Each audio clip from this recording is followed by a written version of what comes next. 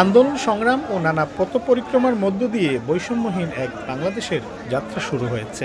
France প্রবাসী বাংলাদেশিরাও এই স্বপ্নের সারথি। ফ্রান্সে বৈষম্য বিরোধী আন্দোলনের সঙ্গে যুক্তরা বলছেন, নতুন করে দেশ গড়তে ও সবার সমান অধিকার নিশ্চিত করতে সবাইকে এক হয়ে কাজ করতে হবে।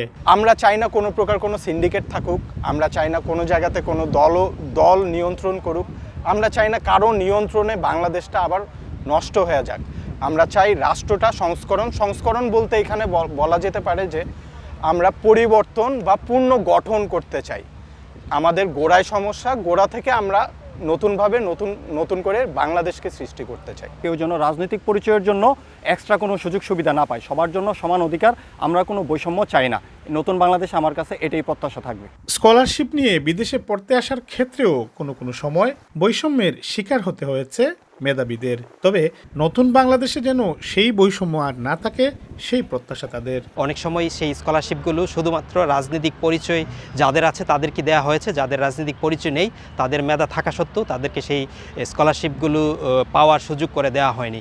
এই বৈষম্য আশা করছি আমাদের নতুন বাংলাদেশে থাকবে না। ছাত্রদের নাম নিয়ে অনেক অরাজকতা চালাচ্ছে, আমরা এইসব চাচ্ছি না। এই জন্য আমাদের বৈষম্য বিরোধী ছাত্র আন্দোলনকে সফল করার জন্য বৈষম্যহীন বাংলাদেশে আমরা চাচ্ছি। সাধারণ প্রবাসীদের গুরুত্ব না দিয়ে দেশীয় রাজনৈতিক নেতাদের অগ্রাধিকার দেওয়ার অভিযোগ রয়েছে বিদেশের বাংলাদেশ মিশনগুলোর বিরুদ্ধে।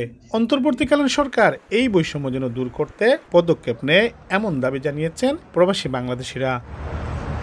বহু ত্যাগ তিতিক্ষা ও প্রাণের বিনিময়ে বৈষম্যহীন এক বাংলাদেশের স্বপ্ন নিয়ে যে নতুন বাংলাদেশের যাত্রা শুরু হয়েছে, সেই বাংলাদেশে যেমন থাকবে না আর কোনো বৈষম্য, তেমনি বিদেশে বাংলাদেশের মিশনগুলোতেও প্রবাসী বাংলাদেশিরা বৈষম্যমূলক কোনো আচরণের শিকার হবেন না, এমন প্রত্যাশায় এখানকার বাংলাদেশিদের।